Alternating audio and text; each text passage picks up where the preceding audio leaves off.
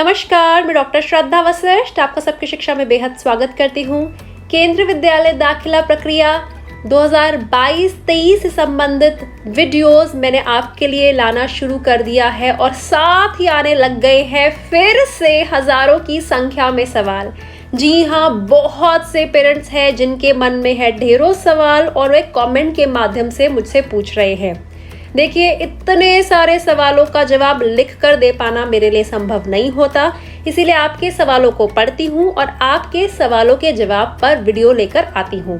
और आज की वीडियो में मैं आपके डायरेक्ट सवाल लेकर आई हूँ और आपके सवालों के सीधे तौर पर जवाब देने जा रही हूँ।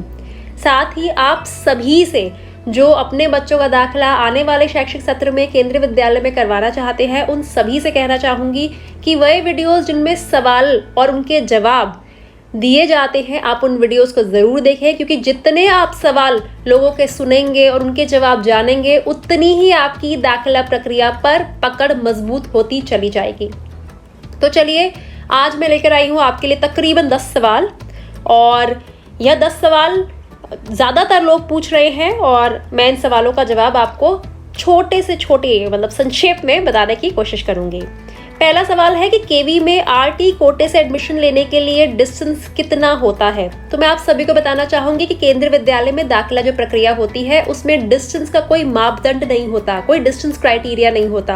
आप किसी भी कैटेगरी से, आप जनरल कैटेगरी से है, आप चाहे सिंगल गर्ल चाइल्ड कैटेगरी के तहत अप्लाई करना चाहते हैं, आप सर्विस कैटेगरी से है, किसी भी कैटेगरी के तहत है, या फिर आप किसी भी कैटेगरी में नहीं है, कोई भी डिस्टेंस संबंधित मापदंड अप्लाई नहीं होता। केवल और केवल एक कैटेगरी होती है जिस पर यह डिस्टेंस का रूल अप्लाई होता है, और वह कैटेगरी होती है RTE यानी कि राइट टू एजुकेशन। तो जिन बच्चों का दाखिला RTE कैटेगरी के माध्यम से होता है, उन बच्चों का जो डिस्टेंस क्राइटेरिया होता है वह यह होता है कि घर से स्कूल की दूरी 5 किलोमीटर से कम होनी चाहिए। बहुत बार ऐसा होता है, इस साल जो अभी शैक्षिक सत्र 2021-22 में भी हुआ और पिछले सालों में भी ऐसा हुआ कि बहुत से बच्चों का नाम लॉटरी के माध्यम से सिलेक्ट तो हो गया आरटी कैटेगरी के लिए, लेकिन उनके घर की दूरी 5 किलोमीटर से ज़्यादा की थी, इसीलिए उन्हें दाखिला नहीं मिला। तो इस बात का ध्यान रखिएगा, घर से स्कूल की दूरी 5 किलोमीटर से कम होनी चाहिए। केवल RTE यानी कि राइट टू एजुकेशन यानी शिक्षा के अधिकार के तहत जो बच्चे आते हैं उन्हीं के लिए डिस्टेंस क्राइटेरिया एप्लीकेबल होता है, बाकी किसी भी कैटेगरी के लिए नहीं होता है। दूसरा सवाल, बहुत से लोग ऐसा ये सवाल मुझसे कर रहे हैं कि बच्चे का बर्थ सर्टिफिकेट वहाँ का है जहाँ हम नहीं रहते हैं। जैसे कि उन्होंने पूछा है कि हमारे बच्चे का बर्थ सर्टिफिकेट अहमदाबाद का है और अभी हम जहाँ जा रहे हैं वहाँ का एड्रेस प्रूफ हमारे ससुर जी के नाम पर होगा, तो एडमिशन में नेम की वजह से कोई दिक्कत तो नहीं आएगी। तो अगर आपके बच्चे का बर्थ सर्टिफिकेट जहाँ से आप अप्लाई कर रहे हैं वहाँ का नहीं है तो आपको चिंता करने की ज़रूरत नहीं है। बच्चे का बर्थ सर्टिफिकेट कहीं का भी हो चल जाएगा, लेकिन आपके पास प्रॉपर बर्थ सर्टिफिकेट होना चाहिए जिस पर बच्चे का नाम लिखा हो और बच्चे के नाम की स्पेलिंग और बच्चे के पेरेंट्स के नाम की जो स्पेलिंग है वह सही होनी चाहिए। अगर आपके बच्चे के बर्थ सर्टिफिकेट पर स्पेलिंग मिस्टेक है, चाहे वह पेरेंट्स के नाम की है, चाहे वह बच्चे के नाम की है, आप उसे आज ही ठीक करवाने के लिए दे दीजिए, आज ही अप्लाई कर दीजिए। तभी मैं आप सभी के लिए 2-3-4 महीने पहले वीडियो लेकर आ रही हूँ, ताकि कागजात में कोई कमी है तो इतने समय में आप उस कमी को दूर कर सकें। दूसरी चीज़, एड्रेस प्रूफ ससुर जी के नाम है, यानी कि अगर माता या पिता में से एड्रेस प्रूफ किसी और के नाम का है तो वह नहीं चलेगा। एड्रेस प्रूफ माता या पिता में से किसी एक के नाम का ही होना चाहिए। और ज़रूरी नहीं है कि एड्रेस प्रूफ में आप घर का ही कोई ऐसा दे सकते हैं, कोई डॉक्यूमेंट। उसके अलावा आप आधार कार्ड का इस्तेमाल कर सकते हैं, आप वोटर ID का इस्तेमाल कर सकते हैं, आप आवासीय प्रपत्र का इस्तेमाल कर सकते हैं। बिजली पानी के बिल का ज़रूरी नहीं है कि आप उसी का इस्तेमाल करें। ऐसे अगर बिजली पानी का बिल आपके नाम का है तो अच्छा है, अगर घर में किसी और सदस्य के नाम का है यानी कि माता पिता में से किसी और के नाम का है तो वह उसका इस्तेमाल ना करें। आधार कार्ड, वोटर कार्ड, आपका पासपोर्ट, बहुत सारे डॉक्यूमेंट्स हैं, आप उनमें से किसी का भी इस्तेमाल कर सकते हैं। और लेकिन माता या पिता में से किसी एक के नाम का ही एड्रेस प्रूफ आप इस एडमिशन के लिए अप्लाई कर सकते हैं। अगला सवाल, क्या हम एक साथ क्लास 1 और 2 में फॉर्म भर सकते हैं? देखिए, क्लास 1 का जो एडमिशन प्रोसीजर होता है वह ऑनलाइन होता है, 2 का ऑफलाइन होता है। तो 1 का एडमिशन प्रोसीजर अलग चलेगा, 2 का एडमिशन प्रोसीजर अलग चलेगा। तो आप दोनों में अप्लाई कर सकते हैं अगर आप चाहें तो, क्योंकि बहुत से लोग ऐसे हैं जिन्होंने अभी शैक्षिक सत्र 2021-22 में अपने बच्चे के दाखिले के लिए पहली कक्षा में अप्लाई किया, उनके बच्चों का नहीं हुआ। अब उनका बच्चा ऑलरेडी पहली कक्षा में किसी और स्कूल में पढ़ रहा है, अब अगले साल फिर से अप्लाई करना चाहते हैं और वह चाहते हैं कि वह पहली में भी अप्लाई करें ताकि बच्चे की शुरुआत केंद्रीय विद्यालय से हो, मतलब पहली कक्षा की शुरुआत फिर से हो जाए, या फिर दूसरी में हो जाए तब भी ठीक है, क्योंकि बच्चा पहली तो कर ही रहा है। तो ऐसे में आप पहली और दूसरी दोनों में अप्लाई कर सकते हैं। आज का अगला सवाल, केवीएस के पेपर में क्या आएगा, इस पर वीडियो बनाइए। देखिए, केंद्रीय विद्यालय में जो दाखिला प्रक्रिया होती है उसके बारे में बहुत से भ्रम भ्रांतियां, र्यूमर लोग फैलाते हैं, ना जाने क्यों फैलाते हैं। और मैं अपनी हर वीडियो में बताती हूँ कि दाखिला प्रक्रिया जो केंद्रीय विद्यालय की होती है उसमें कक्षा 9वीं को छोड़कर किसी भी कक्षा का एंट्रेंस टेस्ट नहीं होता है। केवल और केवल क्लास 9th में एडमिशन के लिए एंट्रेंस टेस्ट होता है, उसके अलावा किसी भी क्लास में एडमिशन के लिए एंट्रेंस टेस्ट नहीं होता। पहली, दूसरी, तीसरी, चौथी, 5वीं, 6ठी, 7वीं, 8वीं, 10वीं, 11वीं, 12वीं, इनमें से किसी भी क्लास का एंट्रेंस टेस्ट नहीं होता। केवल 9th में एडमिशन के लिए एंट्रेंस टेस्ट होता है और वह 100 नंबर का होता है। हिंदी, इंग्लिश, मैथ, साइंस और सोशल साइंस 20 नंबर की आती है और बहुत मुश्किल नहीं होता। और मैं आप सभी को बताना चाहूंगी कि सबकी शिक्षा एकमात्र चैनल है देश का जो आपके लिए एंट्रेंस टेस्ट के सैंपल पेपर भी लेकर आया था और कुछ स्कूलों के एंट्रेंस टेस्ट भी लेकर आया था। मैंने नाम नहीं बताया था किन स्कूलों के हैं, लेकिन वह एंट्रेंस टेस्ट के रूप में कुछ स्कूलों में आए थे, क्योंकि सभी स्कूल के जब पेपर होते हैं तो अलग अलग होते हैं। हर स्कूल अपना अलग क्लास 9 का एंट्रेंस टेस्ट का पेपर सेट करता है। तो मैं आपके कुछ स्कूल्स के एंट्रेंस टेस्ट के पेपर पिछले साल लाई थी और इस साल भी लेकर आऊंगी। आपको चिंता करने की जरूरत नहीं है अगर आपका बच्चा क्लास 9th में केंद्रीय विद्यालय में आने वाले शैक्षिक सत्र में दाखिला लेने वाला है। आज का अगला सवाल जो मुझसे पूछा है पुष्पा जी ने कि केवीएस के फॉर्म कब निकलेंगे।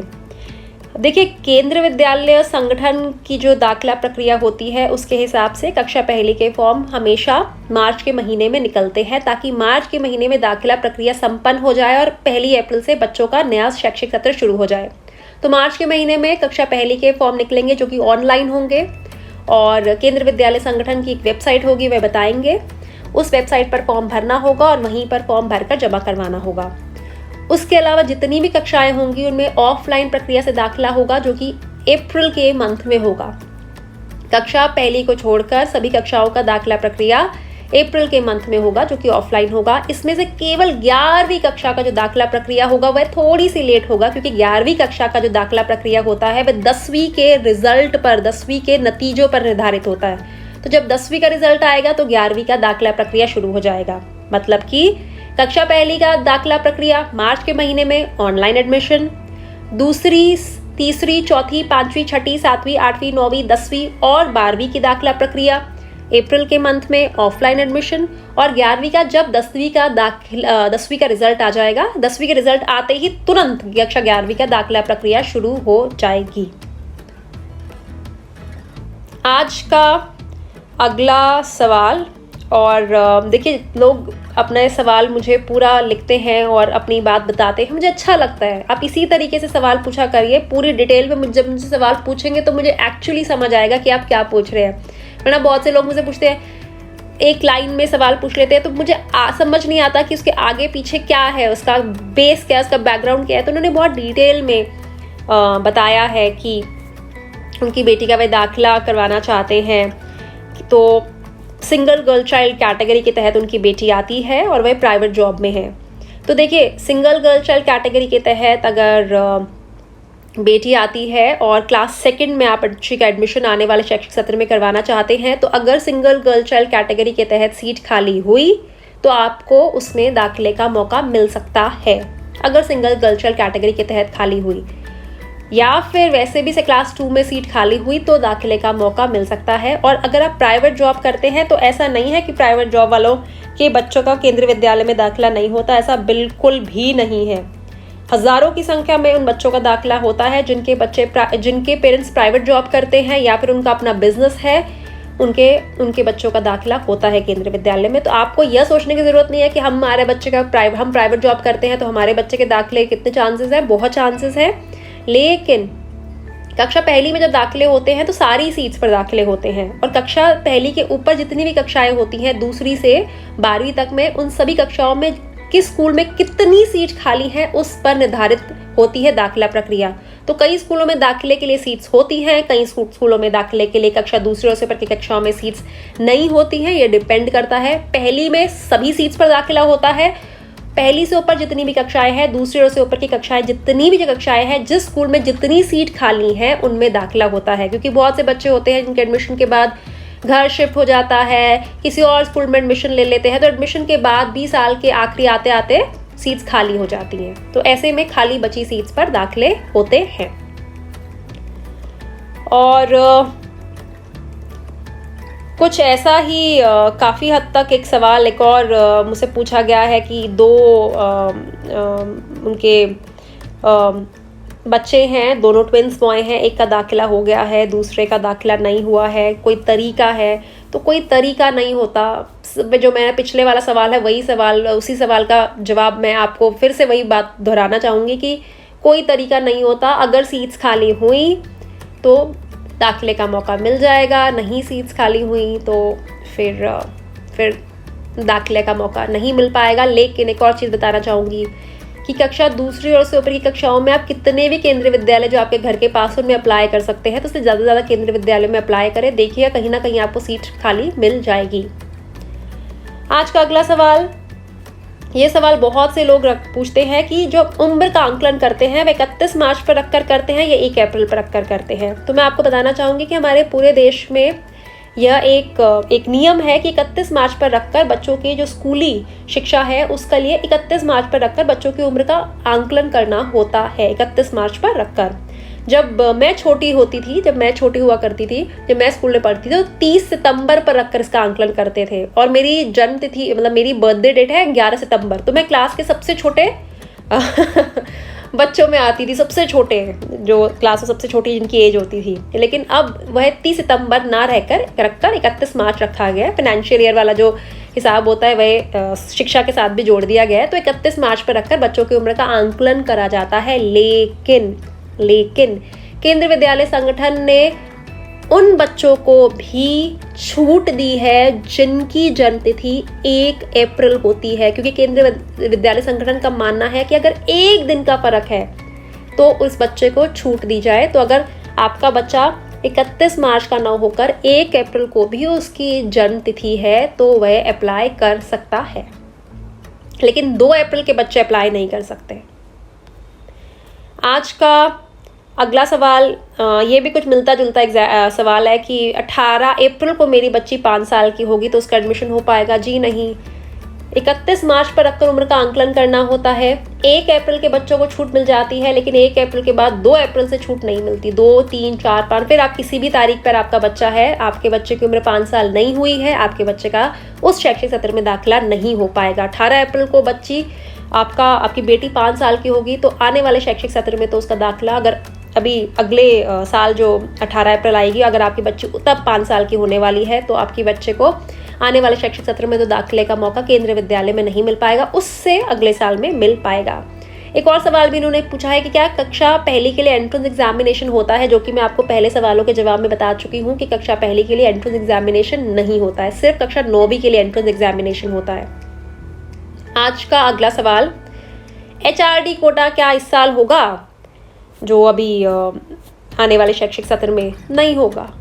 HRD कोटा स्क्रैप हो चुका है, ख़त्म हो चुका है। तो आने वाले, जब इस साल ही नहीं आया तो अगले साल कैसे आएगा? वह पूरी तरह से ख़त्म कर दिया गया है। थोड़े समय पहले ही हमारी इसी केंद्र सरकार के द्वारा उसकी शुरुआत हुई थी और इसी केंद्र सरकार के द्वारा उसे ख़त्म किया गया है।